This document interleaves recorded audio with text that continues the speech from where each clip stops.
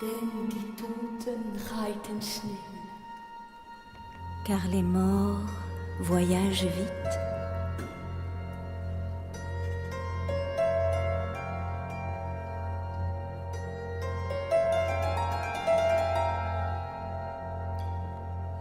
Dracula, de Bram Stoker, librement adapté par Stéphane Michaka, avec l'Orchestre National de France, enregistré en public au Studio 104 les 26 et 27 juin 2015. Musique originale et direction d'orchestre, Didier Benetti. Réalisation, Cédric Ossire.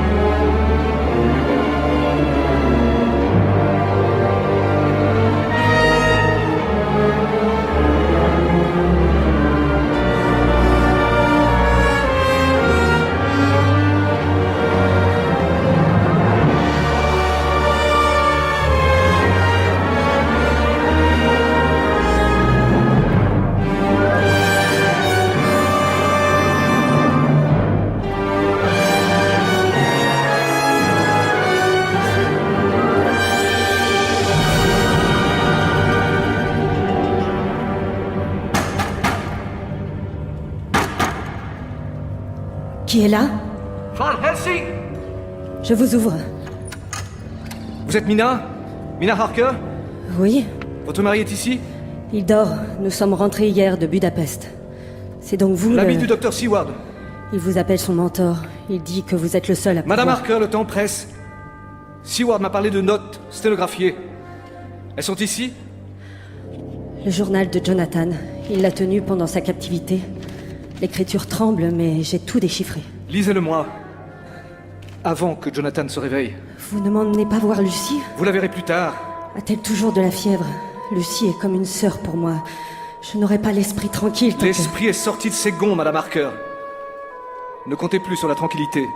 Mais... Le mal dont souffre Lucie a peut-être son origine dans les notes de votre mari. Lisez-les, Mina. Il est encore temps.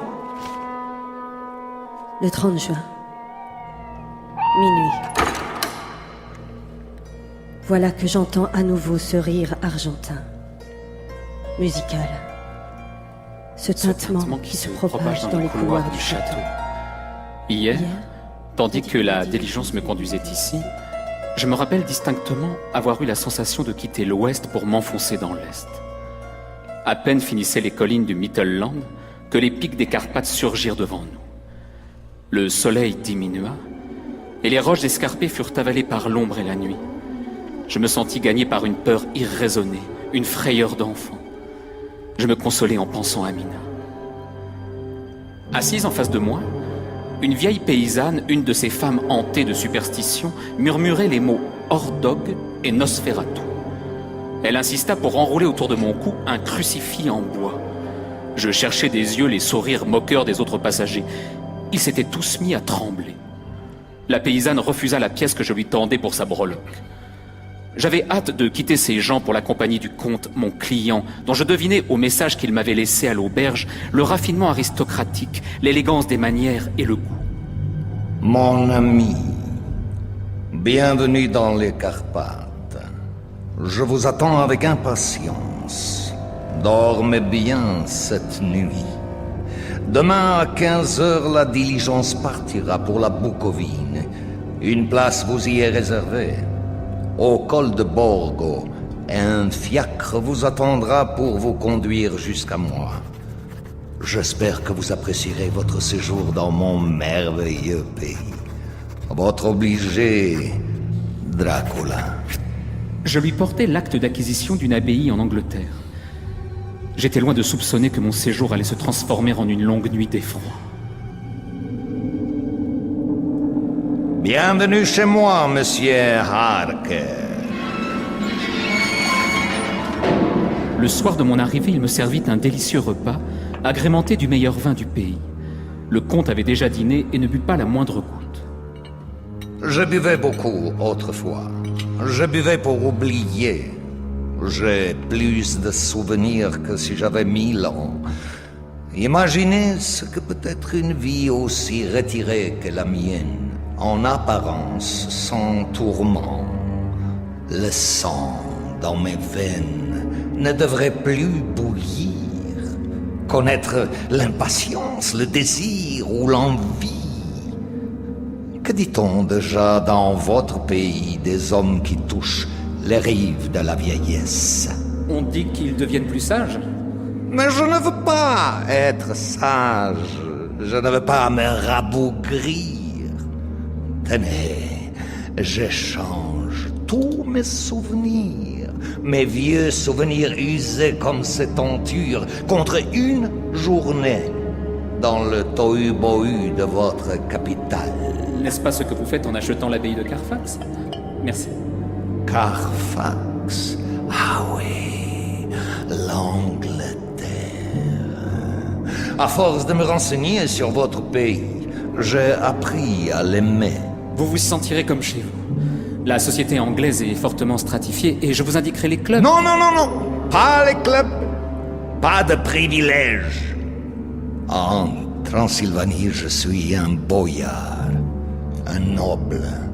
Le peuple me craint, je suis le maître. Mais à Londres, je voudrais n'être personne. Apprenez-moi les prononciations que je me fonde dans la foule. Comme vous voudrez. Nous avons un mois pour le faire. Un mois? Il veut me garder prisonnier. Vous vous êtes entaillé le pouce? Le sang a humecté vos lèvres. Il y a risque d'infection. Permettez-moi... Non, non.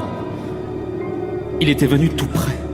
Ses yeux brillaient d'un éclat froid et dur. Je vis entre ses lèvres 2 canines aiguës d'une blancheur d'ivoire. Vous entendez? Ce sont les enfants de la nuit. Un chasseur est touché par cette musique. Vous ne chassez pas, monsieur Harker? Je crois qu'il vaut mieux que je regagne ma chambre.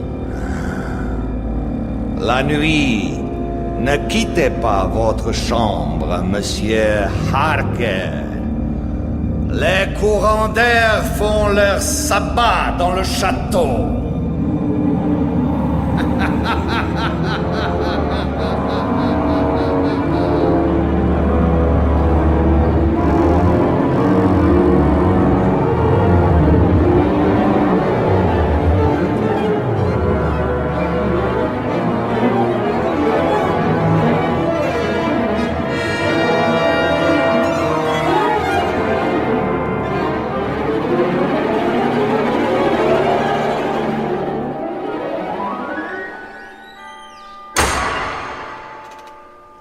Les jours suivants, je ne croisais pas âme qui vive. Qui serait resté dans cette bâtisse en ruine, penchée au bord d'un précipice et dont j'entendais les créneaux s'effriter, perdre leurs pierres qui roulaient interminablement vers les douves? Des pensées morbides m'envahissaient. J'étais moi-même une de ces pierres et je m'enfonçais dans une eau lourde en écoutant les sirènes qui semblaient m'appeler du fond de leur grotte avec des soupirs de sainte et des promesses de baisers. Jonathan? Puis le souvenir de Mina, son visage aimé, me rappelait à la vie. Je n'avais dormi qu'1 heure au plus. Plus d'une fois, en allant boire l'air du dehors par la lucarne en ogive, je crus distinguer une silhouette qui rampait le long de la muraille. Elle descendait vers les cimes des sapins, agitait leurs ramures et se fondait dans l'obscurité. Au réveil, je secouais cette vision comme un rêve absurde. J'enfilai mes habits de notaire et attendais le retour de mon hôte. Il ne se montrait que la nuit tombée. Le comte me rejoignait dans sa bibliothèque où je feuilletais un livre sur les voïvodes de Transylvanie, ces cruels chefs de guerre qui empalaient leurs ennemis. Bonsoir, monsieur Harker. Nous passions en revue, un à un, les actes authentiques par lesquels le comte se portait acquéreur de l'abbaye de Carfax. Je me réjouis qu'il y ait une chapelle dans l'abbaye. Nous autres, nobles de Transylvanie, n'aimons pas être inhumés parmi le commun des hommes. Sa voix tantôt suave et tantôt cruelle me causait un inexprimable malaise. À quoi pensez-vous, monsieur Harker? À ma fiancée, Mina. Celle dont vous avez le portrait dans votre chambre? Il y est entré. Je fis oui de la tête. Une si jolie femme, monsieur Harker. Vous êtes le plus heureux des hommes. Ou vous le deviendrez quand elle sera votre épouse. Mina Harker. Mina Harker. Je serrais les dents en l'écoutant répéter le nom de ma fiancée. Mina. Cela n'avait rien d'un simple exercice de prononciation. On aurait dit qu'il jetait un sort. Ou qu'il s'emparait, en roulant ses syllabes dans sa bouche, de ce que j'avais de plus précieux. 3 juillet. L'idée qu'il peut s'introduire dans ma chambre, contempler ma fiancée et, qui sait, lire les notes où je relate mon séjour, cette idée me révulse. J'ai décidé de sténographier mon journal, de le rédiger en signe que Mina, s'il devait m'arriver malheur, serait capable de déchiffrer. 10 juillet. Le sommeil me fuit. Pour ne pas être à la merci du comte, je ne quitte plus ma chambre. J'ai remis autour de mon cou le crucifix de la vieille paysanne. Un horrible pressentiment me dévore. Une fièvre, un délire me jette dans des transes où je crois entendre, s'élevant dans la cour du château, des échafauds, des potences, les pieux d'un empaleur revenu d'entre les morts. 15 juillet. Toutes les portes sont closes. Aux abords du château, les loups rôdent comme des sentinelles. Il y a sûrement un passage, une issue. Je dois m'évader, coûte que coûte. Je me suis levé avant l'aube. J'ai rassemblé mes forces et mon journal. Pour qui vous rasez-vous, monsieur Harker? Je sens son souffle glacé sur ma nuque. Dans le miroir, le comte n'est pas visible. Je me retourne, il est penché sur moi. Cette goutte de sang à votre joue, je me propose... Non! Ses doigts ont effleuré mon crucifix. Quel dommage que notre camaraderie n'ait pu explorer d'autres voies. Je vois de mes yeux le comte métamorphosé en une bête hideuse. Elle s'envole par la lucarne. Dans la cour, une charrette se met en branle. Je passe la tête au dehors et aperçois son chargement. Des dizaines de boîtes longues comme des cercueils. Elles s'entrechoquent en laissant échapper de la terre. De la terre et des rats. Le cocher a la silhouette du comte. Je ferme les yeux d'horreur et j'entends la grille retomber après lui. De la terre et des rats. Où les emporte-t-il? Quant à moi, je suis enfermé ici, seul dans ce château.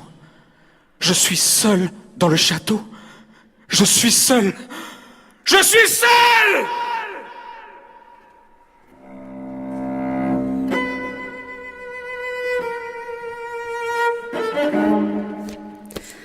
Le journal s'interrompt ici. Jonathan a fui en escaladant les remparts. Des religieuses l'ont recueilli à 20 lieues du château et l'ont transféré dans un hôpital à Budapest. C'est là que vous l'avez rejoint? La chandelle va s'éteindre. Laissez-moi la changer. Vous êtes parti seul, si loin? Sans hésiter un instant? Je ne savais pas si j'allais le revoir vivant. Tout le long du voyage, d'horribles pensées m'accompagnaient. À Budapest, dans le premier fiacre où je suis montée, une bohémienne fredonnait. Je crois être une femme moderne, à l'abri des superstitions, mais en écoutant cette mélodie, je n'ai pu m'empêcher de penser si elle cesse de fredonner, si elle s'interrompt maintenant, je ne reverrai plus Jonathan. où le revers est mort. C'est-elle interrompue? Je ne voulais pas croiser son regard. Elle a braqué ses yeux sur moi. Pour conjurer le sort, j'ai épousé Jonathan sur son lit d'hôpital dans la minute où je l'ai rejoint. Seriez-vous devenue superstitieuse, Mina? Nous avons entendu là-bas toutes sortes d'histoires et des noms étranges, désignant des esprits, des démons. D'habitude, il ne voyage pas d'est en ouest. Jonathan a trouvé des papiers dans le château. Le comte Dracula a acquis plusieurs propriétés en Angleterre, une à Carfax, une autre à Londres. Se peut-il qu'en embarquant à Varna, il ait atteint nos côtes quelques semaines plus tard? Par vent très favorable, oui. J'ai découpé ceci dans le journal. Voulez-vous que je le lise? Il s'agit peut-être de superstitions colportées par les marins. Chez nous, à Amsterdam, les récits des marins sont paroles d'évangile. Whitby, le 7 août. La nuit dernière, une tempête sans précédent a fouetté les côtes de notre pays. On aurait dit que la nature entière en était convulsée.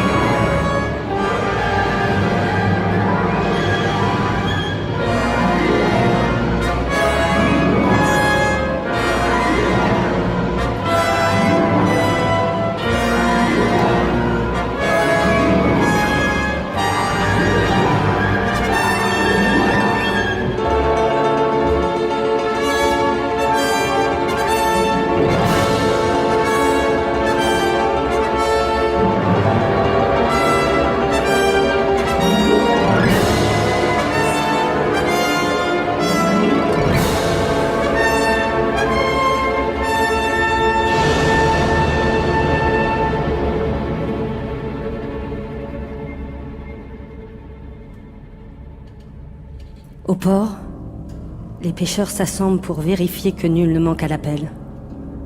Tous les bateaux sont à l'ancre. On voit alors, sur l'océan déchaîné, une goélette ballottée par les flots. Des tourbillons d'écume menacent de l'engloutir, mais elle ne dévie pas de sa course. Les vagues, toujours plus violentes, s'écrasent dans un tumulte indescriptible. Certaines montent si haut qu'elles poussent jusqu'au ciel. La goélette, contre toute attente, en réchappe et touche le port. À cet instant, une bête écumante, un immense chien noir surgit de la cale et bondit sur le quai. Nos lanternes sont soufflées, comme si l'haleine glacée de la mer en franchissait les parois. On amarre la goélette. Les gardes-côtes montent à bord, bientôt suivis d'une foule curieuse. La brume se dissipe et nous découvrons spectacle horrible. Un cadavre debout, les poignets attachés au gouvernail. Ce mort, au visage livide, nous fixant de ses yeux élargis, n'est autre que le capitaine du navire. Un chapelet enroulé à ses doigts laisse pendre un crucifix. Le plus haut mât s'effondre, le cadavre et ses nœuds, la barre qui le soutient, les voiles. Tout se fige. Le vent siffle. Ou peut-être les loups. Dans la cale, pour toute cargaison, des caisses remplies de terre où l'on croit voir des cercueils, tant l'atmosphère nous y invite. Ces caisses sont les seuls rescapés du naufrage. Ils auraient dû les précipiter à la mer. Ils auraient dû les jeter au fond de l'océan. Pourquoi dites-vous cela? Ah, vous le saurez assez tôt. Ont-ils retrouvé le journal de bord? Un fragment, il accompagnait l'article. Je l'ai découpé et collé dans mon carnet. Vous aviez un pressentiment? La goélette venait de Varna, un port en Bulgarie. Mais surtout, ces mots me hantaient. Quels mots? Ceux du capitaine. Je croyais entendre sa voix. Non, pas une voix. Une lamentation. 24 juillet.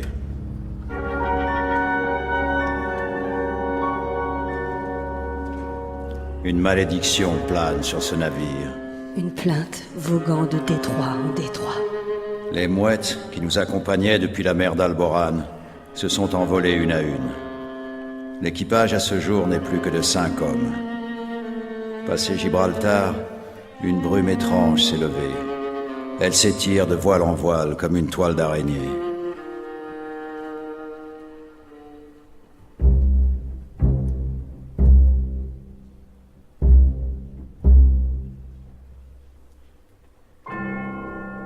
Le second est de plus en plus nerveux.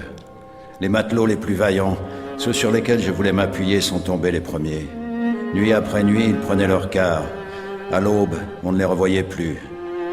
Se peut-il qu'une présence sournoise, un passager clandestin, les ait jetés à la mer ?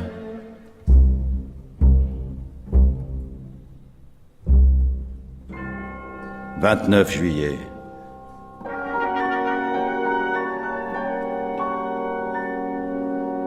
Depuis que nous voguons dans la baie de Biscaye, le fog a envahi le pont. Il s'infiltre partout, pénètre les mailles de nos habits. J'ai cru un moment que ce brouillard poisseux sortait des écoutilles. Quand j'ai appelé les hommes de garde pour vérifier notre cargaison, les 50 boîtes de terre embarquées à Varna, ils manquaient tous deux à l'appel. Nous ne sommes plus que 3. Un matelot nommé Orloff, le second, et moi-même. Je vais prendre la barre. Froid, brouillard, angoisse. 2 août.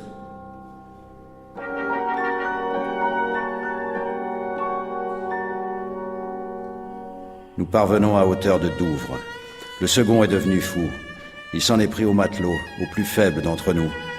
Après avoir crocheté 10 caisses à la recherche du coupable, un clandestin qu'il appelait Ordog, comme si Satan était caché dans notre cale, le second a brandi un couteau et éventré le matelot, dont c'était le premier et l'ultime voyage.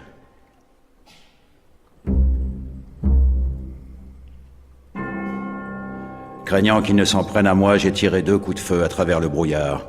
Les projectiles ont été aspirés par la brume qui s'est reformée aussitôt. J'entends le second derrière moi. Je fais volte-face et je vois le pauvre homme, blême, plus horrifié que moi. Il semble n'avoir plus de sang dans les veines, mais il est enduit, poisseux, comme une peau retournée, du sang du matelot. « Ce n'était pas Orloff !» hurle-t-il. Et je le vois glisser à reculons, ou plutôt être happé par une force irrésistible vers le bastingage, d'où il bascule dans les flots.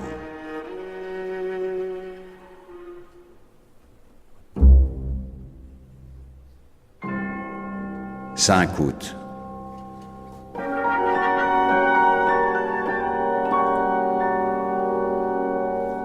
Engourdi par le vent, le sel, le froid, j'ai vu la créature.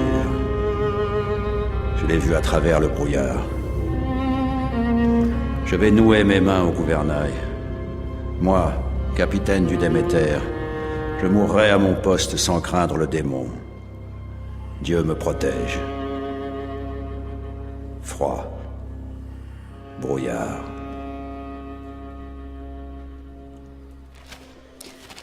Ici s'interrompt le journal de bord. Noble marin, valeureux capitaine.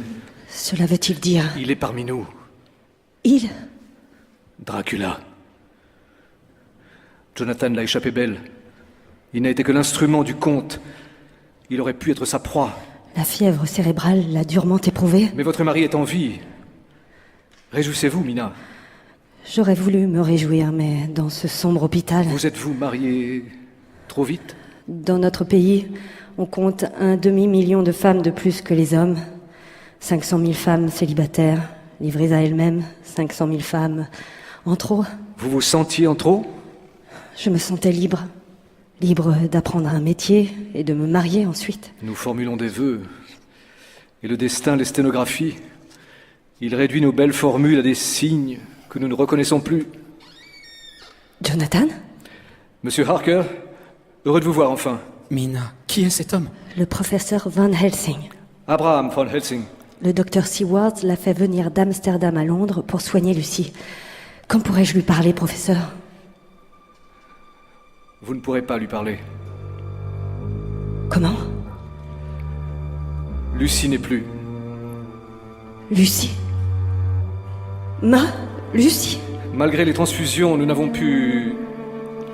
compenser la perte de sang qu'elle a subie. Vous êtes professeur de médecine? J'ai voué ma vie à l'étude de cas que la médecine ne peut résoudre, à des symptômes qui échappent aux catégories habituelles. Quelle catégorie?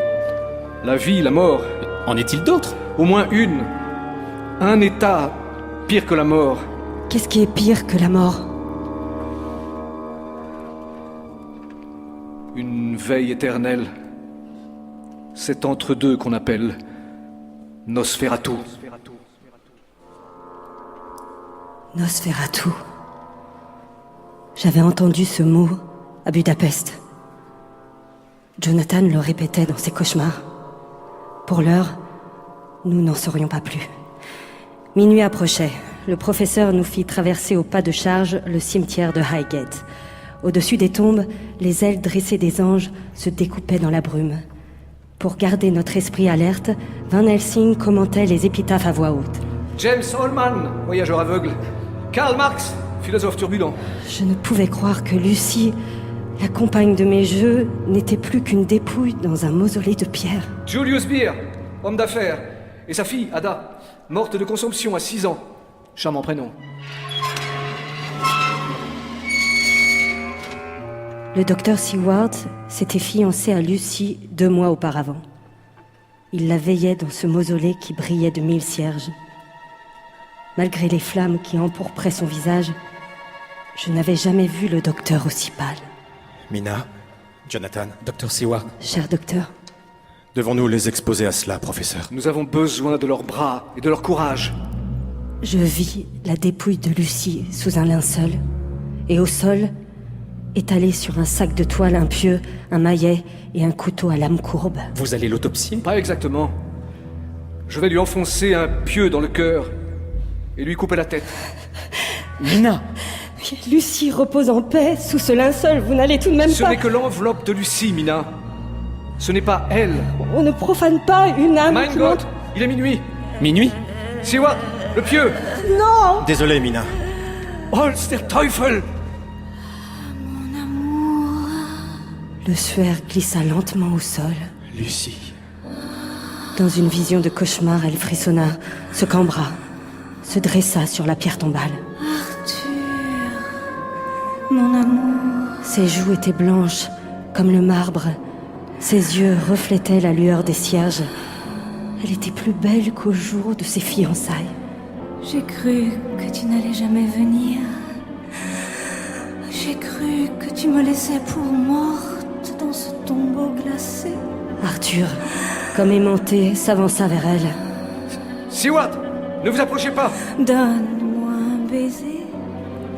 Donne un baiser à ta jeune fiancée. C'est alors qu'elle m'aperçut. Mina, tu es venue? Te rappelles-tu nos baisers d'écolière? Comme ils étaient longs et sucrés.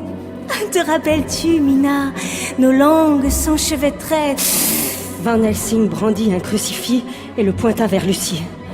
Elle grimaça en montrant des dents aiguës, des gencives pâles d'où le sang avait reflué. Car le Seigneur est ton refuge.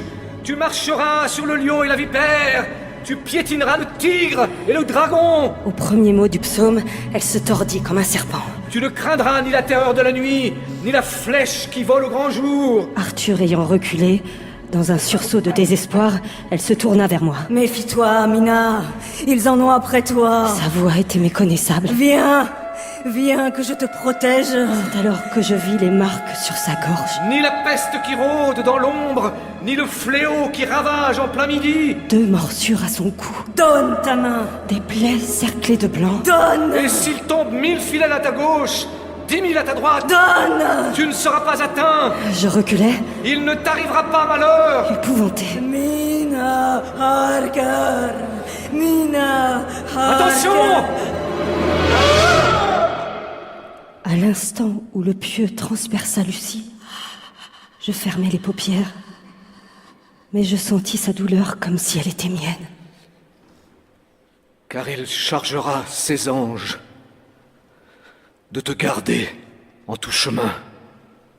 Je rouvris les yeux et vis Arthur brandir la lame. Elle retomba comme un couperet. te garder en tout chemin. Un flot de sang se mêla aux derniers mots du psaume et cessa de couler sur les compliments de Van Helsing. Gentlemen, well done.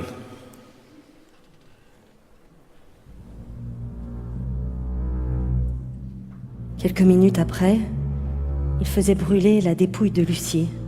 La tête, séparée du corps, était enroulée dans le linceul. Le professeur avait voulu l'examiner. J'essayais de deviner au pli du drap si les yeux de Lucie étaient tournés vers moi ou si je fixais son crâne. Van Helsing me demanda... Pensez-vous encore qu'il s'agissait de Lucie? Je ne sais pas de quoi il s'agissait. Mais j'ai cru voir s'ouvrir les portes de l'enfer et entendre les démons grouiller à l'intérieur.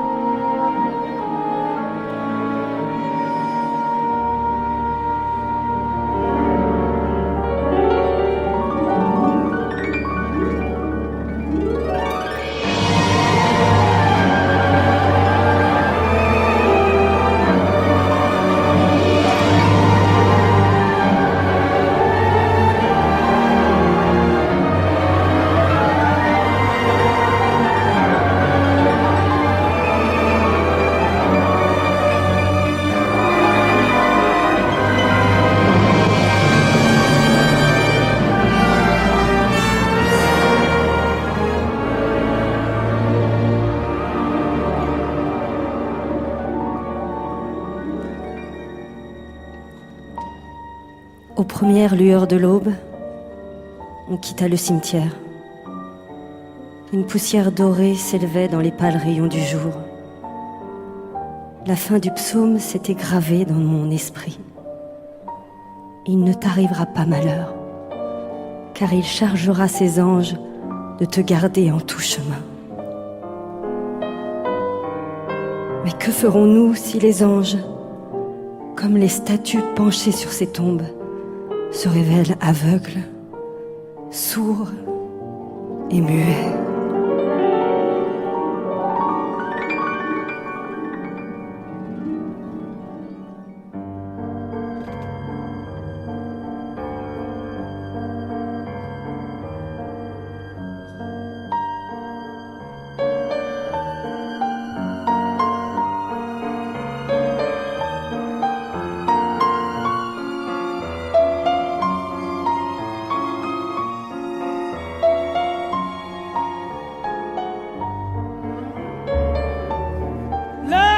De Westminster!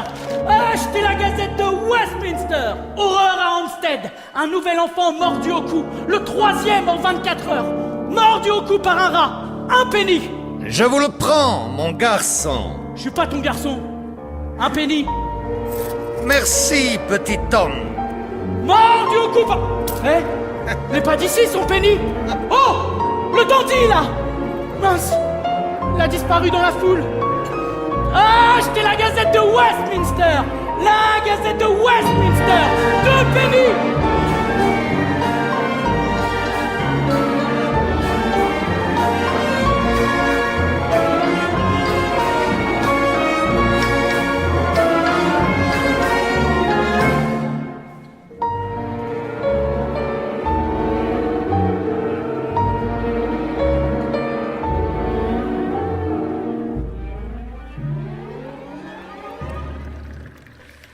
Dracula est un ennemi redoutable.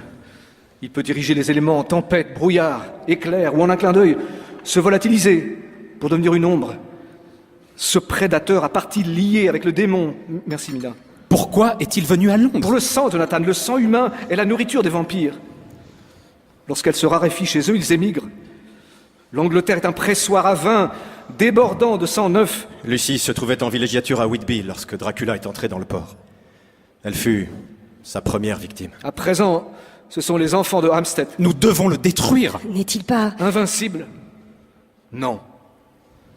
Il se régénère en dormant, le jour dans la terre de ses ancêtres. Les cercueils qu'il a fait venir. Si nous pouvions le surprendre dans son sommeil... Il serait à notre merci. Ces cercueils, nous pouvons les localiser. Le comte a acquis sous différents noms 2 propriétés où les cercueils ont dû être livrés. L'abbaye de Carfax et une maison à Piccadilly. En plein cœur de Londres? Où est-il en ce moment? Partout et nulle part. Dans l'air et la terre, l'eau et le feu. Il se prépare à accroître ses rangs. Les vampires ne peuvent pas se reproduire. Leurs enfants naissent morts-nés. Alors, pour se multiplier, ils utilisent... Écartez-vous! Ah, les gamins du quartier. Je soigne leur famille gratuitement et ils brisent mes carreaux. Leur façon de me remercier. Vous alliez dire, professeur, les vampires utilisent? les liens du mariage et de l'amour. Je ne comprends pas. Leur morsure ne tue pas. Elle soustrait à la communauté des hommes et l'on devient un non-mort, privé de vie éternelle, tourmenté ici-bas d'une soif insatiable, une créature de la nuit qui boit le sang de ses proches. Comme Lucie voulait boire le sang d'Arthur. Et le vôtre, Mina, car vous êtes aimée d'un large cercle. Le vampire veut entrer dans ce cercle. Nous le détruirons bien avant. Mais s'il est plus rapide, s'il trompe notre vigilance, saurons-nous résister à la tentation La tentation? de suivre ce qu'on aime? Les suivre s'ils deviennent non morts? Les voies de la compassion poussent à d'étranges extrémités, d'odieux sacrifices. Cela ne m'arrivera pas. Non, puisque Lucie n'est plus. Mais Mina, Jonathan, Nous résisterons. Je peux parler pour elle. en êtes-vous sûr? Il peut parler pour moi. Alors, donnez vos mains et formons un cercle. Répétez après moi. S'il tombe 1000 fidèles à ma gauche et 10 000 à ma droite, S'il tombe 1000 fidèles à ma gauche et 10 000 à ma droite, moi, moi, je ne serai pas atteint. Je faisais partie du cercle. Mais j'avais l'impression de rester en dehors. je ne serai pas atteint. Était-ce parce que la main de Jonathan était moite et comme... inanimée? je ne serai pas atteint. Ou parce que l'image d'une tête de femme étouffant dans un suaire ne quittait plus mon esprit? Mina, Je ne serais pas atteinte. il est temps. Allons-y.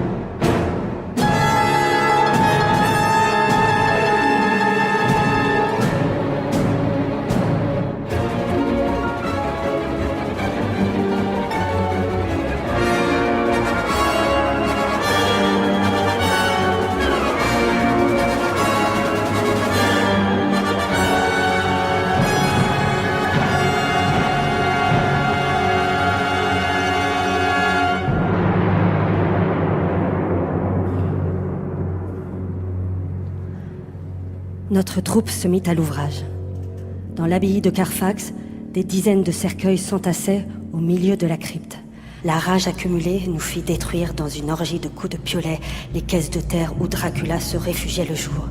Nous les brisions comme des cajots de fruits et les rats en sortaient. Ils pullulaient dans ce terreau que Van Helsing aspergeait d'eau bénite. Cette terre a bu le sang des Saxons et des Turcs. Elle ne boira pas le mien, foi de Van Helsing. Ni le mien, ni le mien. Laissant les hommes entre eux, je m'aventurais au fond de la crypte. Ne voyant plus de cercueil à briser, je soulevais dans un geste dément une statuette renversée et la projetais contre le vitrail. Lorsqu'elle retomba, je murmurai « Seigneur, mon roc et mon défenseur ». J'avais brisé, sans le vouloir, une effigie de la Vierge. Je me tournai vers Van Helsing, son front s'était accru d'une ride. Dracula n'est pas ici. Il manque un cercueil. Le 50e.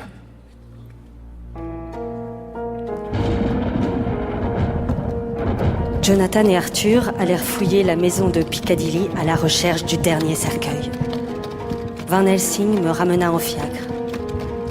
La pluie tombait à verse. Mes paupières étaient lourdes. Je me suis assoupie.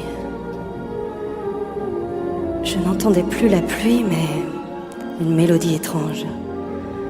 Celle qui m'avait hantée à Budapest.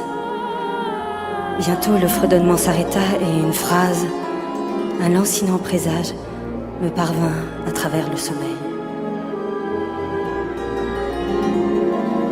Lorsque l'eau ruissellera sur le pas de ta porte, tu devras choisir entre laisser mourir et laisser naître.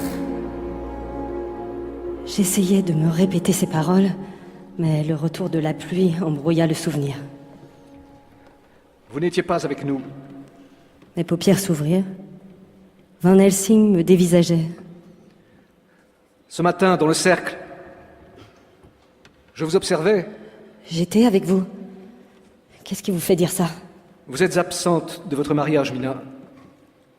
Cela ne me regarde pas sur un plan personnel, mais pour lutter contre le vampire, nous avons besoin de tout l'amour que vous portez à Jonathan et de tout l'amour qu'il vous porte.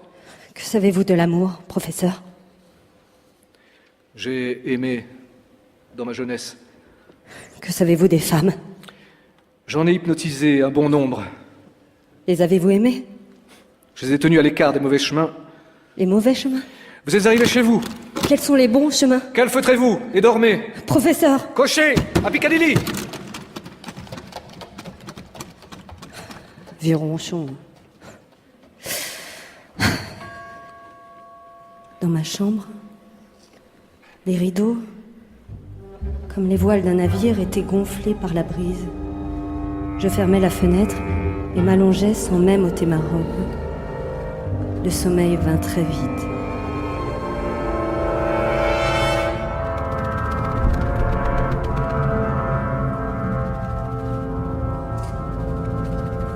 Maintenant, nous sommes seuls, Mina Harker. Entre nous, les cloisons et les murs sont des fétus de paille. À travers eux, j'entends battre ton jeune sang. La terre de mes ancêtres est un compost où je suffoque. Le sang des autres, un breuvage insipide. Tout me fuit, tout me soulève le cœur. Et mes nuits s'étirent comme des siècles. Ton souffle me redonne vie. Paupières, pétales, lèvres, rosées, Mina, aurore où je me couche, chair de ma chair, sang de mon sang.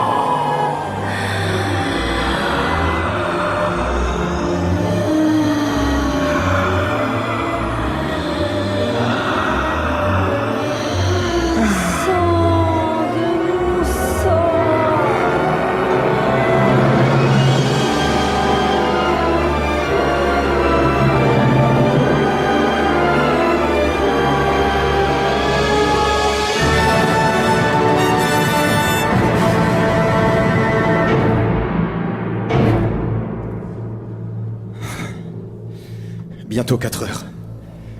Dracula ne viendra pas cette nuit. Nous devrions rentrer. Docteur Seward, Vous pouvez m'appeler Arthur, Jonathan. Arthur, je m'en veux. Ce que vous avez dû faire à Lucie, à votre fiancée, c'est moi qui aurais dû tenir ce couteau. Je suis un homme de science. Quand j'ai vu son visage se tordre, je n'ai plus pensé qu'au mal à éradiquer.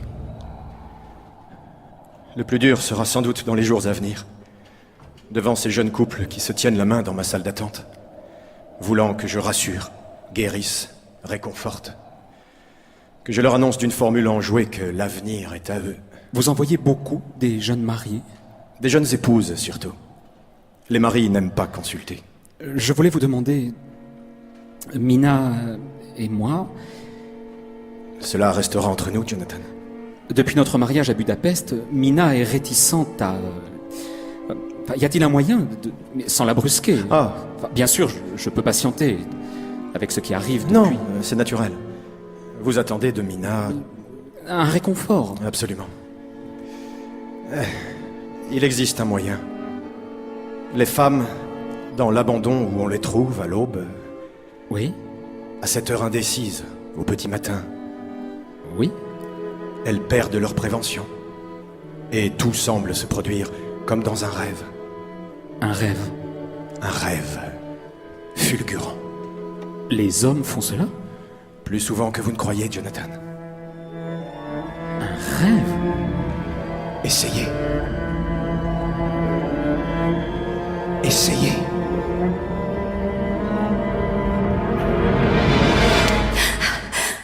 Van Helsing, vous êtes fou! Pourquoi l'avez-vous giflé? C'est la meilleure façon de la réveiller. La réveiller? Êtes-vous avec nous, Mina? Êtes-vous avec nous en ce moment? Je suis Savez-vous où nous sommes?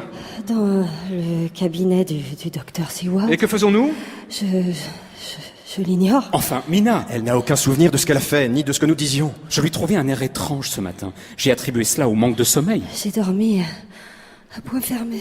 Elle a si bien dormi qu'on lui a rendu visite. Qui t'a rendu visite? Mina! Il est aisé de le deviner. Aux plaies sur sa gorge. Les morsures! Nous n'aurions pas dû la laisser seule. Elle est en partie avec nous et en partie avec le vampire. Sainte Mère de Jésus! Jonathan, éloignez-vous. Je ne peux pas la laisser! Vous ne voyez pas ses dents pointues comme des crocs? Si nous ne faisons rien, dans 48 heures, elle sera non morte. Une fiancée de plus pour Dracula. Il entre. Un peu trop de lumière. Vous ne trouvez pas? Je vais le réduire en poussière! Poussière, oui.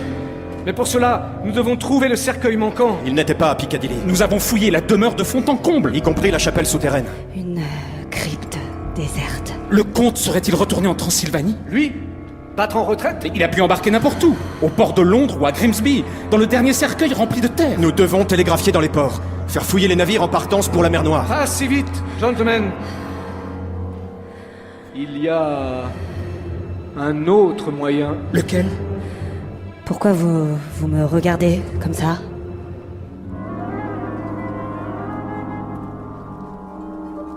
Que voyez-vous en ce moment, Mina? Un pendule en or. Il oscille au-dessus de moi. Et qu'entendez-vous? Un sifflement. Une vapeur s'élevant dans des cylindres. C'est ce qu'on craignait. Il a pris la mer. Taisez-vous! Laissez-la parler. Et des clapotis, Mina? Percevez-vous des clapotis? Il n'y a pas de clapotis à Piccadilly, Piccadilly, il y est encore. mais un souffle lugubre dans une crypte déserte. Vous avez fouillé la demeure de fond en comble, disiez-vous? Arthur était avec moi! Vous avez des yeux, gentlemen, mais vous n'avez pas d'oreilles. Debout, Mina! Nous allons à Piccadilly!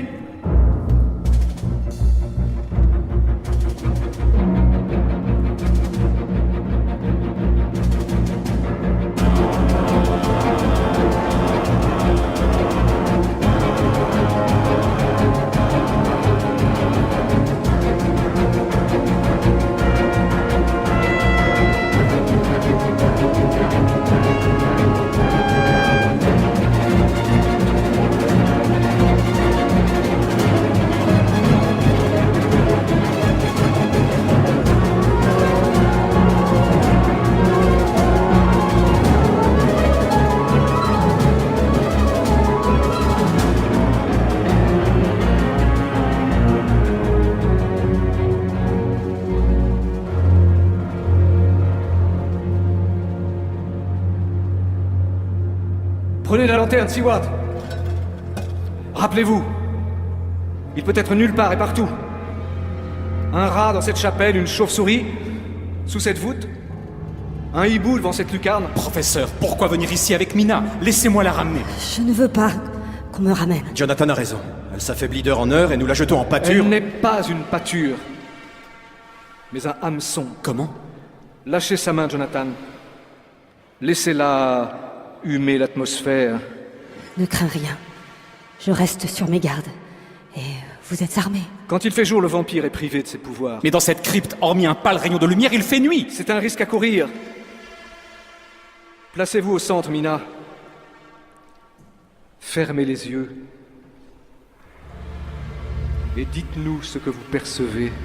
Regardez, sous la voûte, les planches du cercueil. Aucune trace de terre.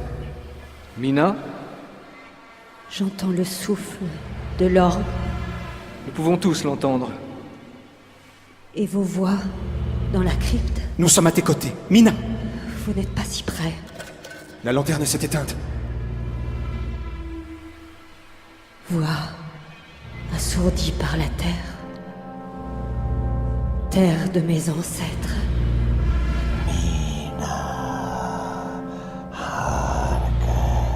Elle marche comme une somnambule. Terre où je suffoque.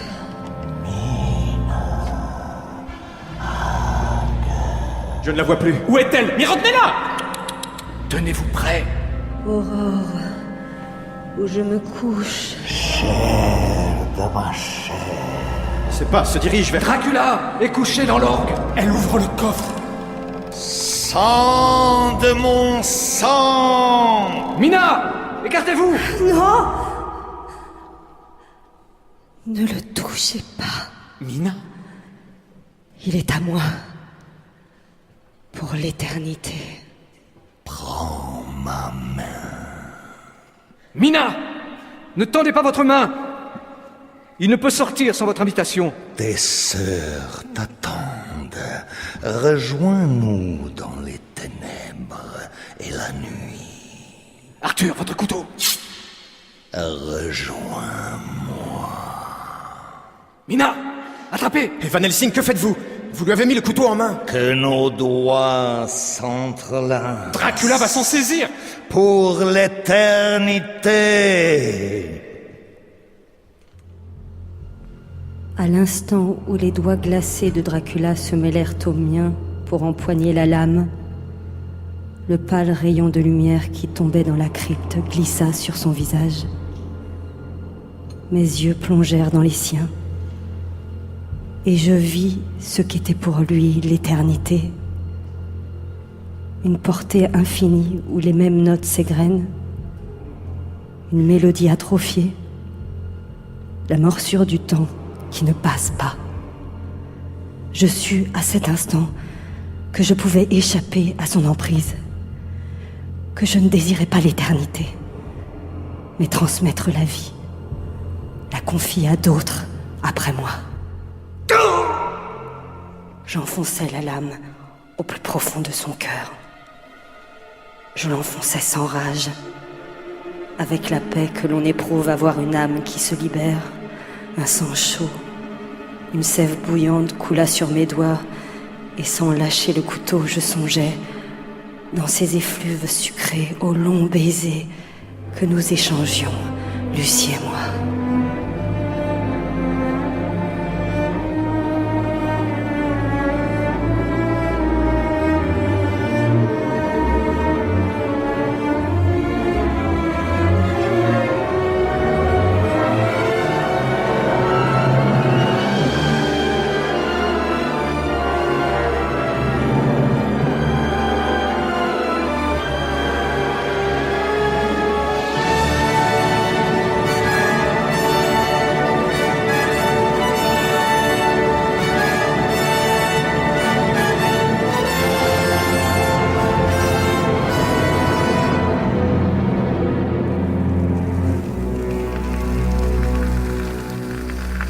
Le corps de Dracula tomba en poussière. Le souffle mourut dans les tuyaux. Et ce fut le silence.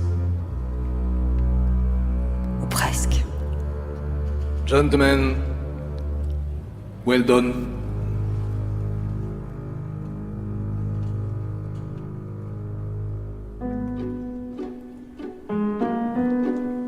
La Gazette de Westminster! Achetez la Gazette de Westminster! Un penny! Le droit de vote accordé aux femmes dans l'État du Colorado. Le droit de vote aux femmes! Un penny! La Chambre des Lords est choquée. Le Royaume-Uni ne sera pas le Far West. Achetez la Gazette de Westminster! Le droit de vote aux femmes dans le Colorado. Tu as entendu, Mina? Jonathan, Qu'en dirait Van Helsing? C'est qu'il me manque ce vieux ronchon depuis qu'il est reparti à Amsterdam. Il ne te manque pas? Jonathan. Je suis enceinte. Mina! Mina! Mais tu n'es pas heureuse? Si. Si, mais... Mais quoi? Qui est-ce? Notre nouvelle gardienne. Je l'ai croisée en montant. Elle savonne le pas de notre porte. Ah. Jonathan, comment est-ce possible? Ni à Budapest, ni depuis que nous sommes rentrés... Les morsures ont disparu sur ta gorge. Arrête. Depuis combien de temps es-tu enceinte? 20 jours, peut-être. Eh bien, des choses peuvent arriver. À l'aube, sans qu'on y prenne garde. Tu ne crois pas? Oui, sans doute. Le droit de vote aux femmes dans le Colorado.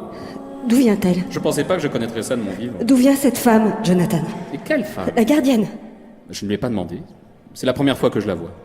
Mais, Mina, où vas-tu? Je me suis approchée de la porte. C'était la même mélodie. Cet air étrange que j'avais entendu à Budapest. Et l'autre nuit, en m'assoupissant dans le fiacre. Les paroles de la bohémienne me revinrent. Lorsque l'eau ruissellera sur le pas de ta porte, tu devras choisir entre laisser mourir et laisser naître. Je vis un cercle liquide s'élargir sur le seuil. Le fredonnement s'arrêta. La porte était entr'ouverte. Tout en scrutant l'embrasure, je posais mes mains sur mon ventre.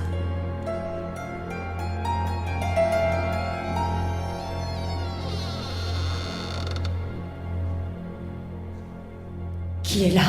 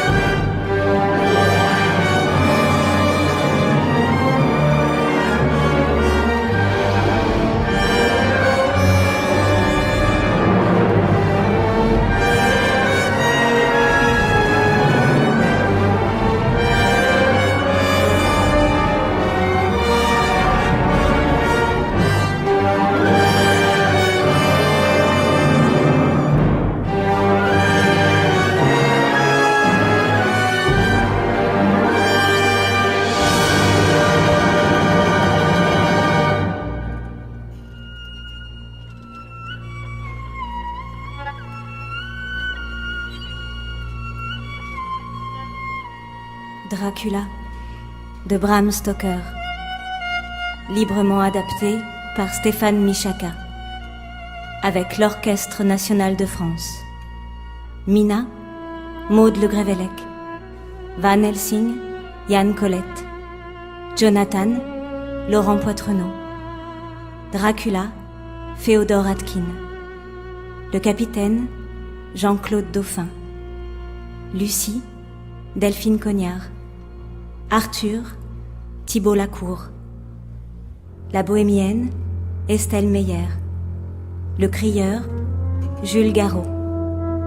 Musique originale et direction d'orchestre, Didier Benetti.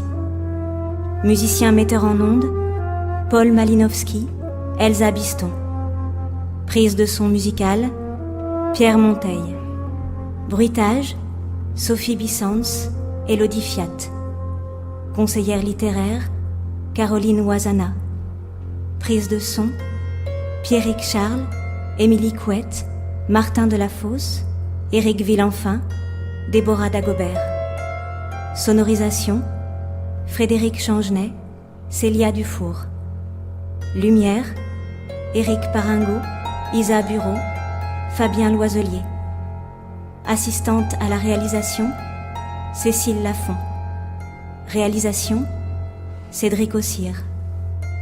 Une coproduction Orchestre national de France, France Culture, Service des fictions.